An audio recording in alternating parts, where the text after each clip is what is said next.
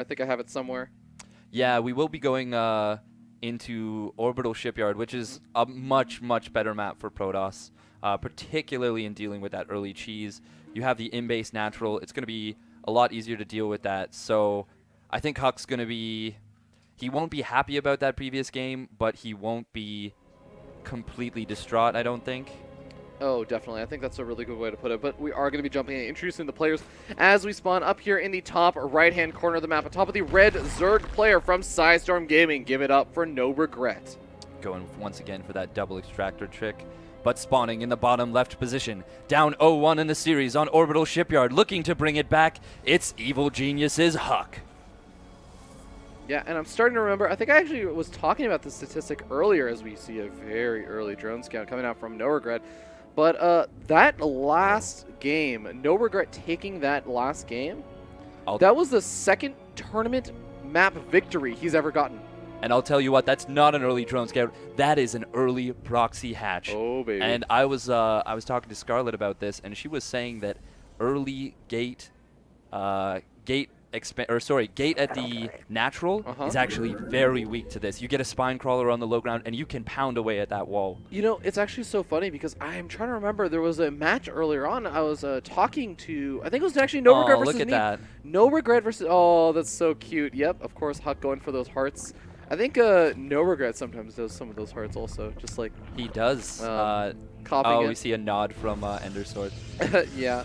But, of course, I actually want to say, you know, this exact build, we saw this map coming out with NoRegreT versus Neeb, and he went for the Overlord drop. And I was talking to him after the game. He's like, you know, I was actually thinking about going for this thing that Scarlett had told me about or had been teaching me how to do, which is this proxy hatch build. And the idea, I think, that you were talking about is that the proxy hatcher, you get that creep spread going, and you just start building spine crawlers. You knock down their wall end, and you knock down the gateway, Cybernetics core, and you just do so much damage to them. Absolutely. And HuK, I don't believe he still has any idea what's going on. He hasn't even checked the natural yet. This is actually a huge deal. Oh, but he's seeing that creep spread starting to spread towards his main. Does he notice it? It's so subtle. I think it's so easy to overlook something like that. And there's the gateway. He definitely sees it now. Here we go. This is the moment of truth now. HuK has a lot more advanced warning on this, but that doesn't make it that much easier because the spine crawlers are still going to be able to pick away at the cybernetics core. In fact, I don't actually know how in the world Warpgate Technology is expected to finish with this. I don't know if it can. That's going to be so difficult. HuK is going for a robotics facility behind this. I like this a lot. It's going to let him finish. It's going to let him target down those spines. Does kill that creep tumor. A little bit over-aggressive from NoRegreT where he placed that. HuK chroning out an additional stalker. I do like this decision. And I think he's going to expand his wall in to the left side. Oh, there's actually two holes in it. I think there might be one between the two pylons that he has set up over there. Yes. Has to be very careful about this. Oh, this is actually going to be very close. Is he going to get this cyber core? Stalker going to be backing out, and it looks like it should be okay. Cybernetics core, is almost guaranteed to go down at this point, unless HuK comes up with some magical way to buy a ton of time. Finishes off that gateway, and yes, he is definitely going to get that cyber core now. Those two spine crawlers dealing so much damage to buildings. We do see the Immortal being chronoed out. HuK, I think he might have been expecting to hold that cyber core. He actually didn't rebuild it. Yeah, it's so difficult because if you rebuild something over there, then it's just going to die to the spine crawlers again. You only really buy time, but you end up losing a lot of resources. Zergling's doing a ton of damage. Oh my god, NoRegreT is already up 1-0. Is he about to 2-0 HuK? HuK fighting for his tournament life, looking like he's in a lot of trouble, losing probes. Stalker does manage to stay alive, but for how long? Oh, he just bought time for the spine crawlers to get up to the main base. Now the queens are there. There's going to be creep tumors being planted again. And this is going to only make it more difficult as the slow inch forward, the proxy hatchery rush over, or the Immortal also taking a lot of damage over there.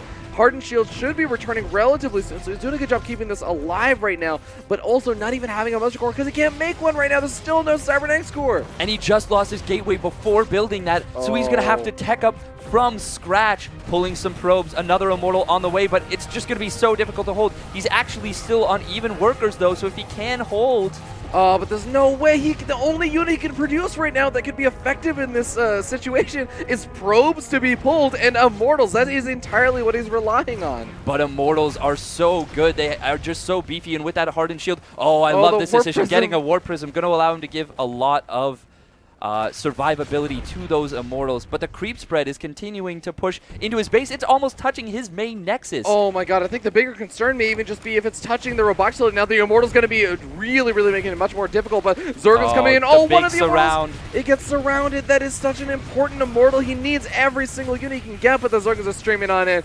I think it's just going to be a little bit too much steadfast. I think that we may end up seeing NoRegreT advance on in. HuK is microing his heart out right now, but he's down to 11 probes, 7 probes. He's down to less than you start off with in Brood War, and that's saying something. GG. GG comes out, and NoRegreT absolutely cheddars his way to victory. If there's one thing you can say about NoRegreT is that he knows his cheese and he executes it well. Yes, he does, and oh boy, did he ever execute that well. HuK. Wow. He's got to be That is surprising. That's very surprising. This was a favorite to potentially win the tournament, going out 1-2-0-2. Yeah. That is a big deal. Wow. Yeah, and now we will end up seeing NoRegreT advance on. He's going to play versus the loser of Masa versus Scarlet. That's insane. I think a lot of people were, again, really favoring HuK. Yeah, absolutely. I know I thought HuK was going to take that series down, but he had some clever builds. Not even like as an foul to NoRegreT. Statistically, those are the second and third maps NoRegreT has ever taken off of HuK in a tournament series ever. Yeah, that is some big second and third maps. He tripled the number of maps he had taken off of HuK in the last 10 minutes. That is. When you put it that way, that's the most NoRegreT statement I've ever heard. Absolutely. Yeah. Wow. Congratulations to NoRegreT. He's going to be moving on to face the loser of Masa versus Scarlet. Yeah. Yeah. That's going to be a tough match. Yeah, but we are going to be hopping to the replays because I know you guys want to get a little bit of the copy down from those NoRegreT builds. As we are going to be checking out the game number 1 as the Zerglings were moving on in. This was just, I think you were talking about that scout that was so important. Yeah, the sneak, those were the lings that didn't get spotted, and as a result, the Adept wasn't maybe between that pylon and the mineral line. It ended up getting surrounded for free, and here we had the big Artosis pylon going down and really costing HuK the game. At that point. I mean, you see that one gateway is trying to become a war gate. He gets out another, adept or something, maybe holds at a choke point or something. Something else goes right, but unfortunately, NoRegreT ended up, or unfortunately for HuK, I should say, NoRegreT ends up taking that one. But this is the one I really want to say. Big shout out to Scarlet, who is here at this tournament. NoRegreT did credit her to being the one who was really bringing this to light for him. Yes, and that is. She's famous for doing this. Yes, that's a really, really Scarlet thing to do. Says, oh, you know what? I don't like Protoss. I'm going to make sure there's no more Protoss in the tournament. It's so funny, actually. NoRegreT. It's. I feel like in the past, Scarlet may have even looked at NoRegreT to learn about all these kind of cheesy all-ins and everything, but now we're starting to see NoRegreT learn from Scarlet on That's what a world we live in when NoRegreT learns all-ins from Scarlet. Yeah, what a world. That's StarCraft right there. That is StarCraft. But ladies and gentlemen, we're going to be going to a short little break as we get ready to hop into the, or actually I believe that we're going to be going to the interviews. Yes, I believe so. With NoRegreT and Troy Pavlik. Yeah.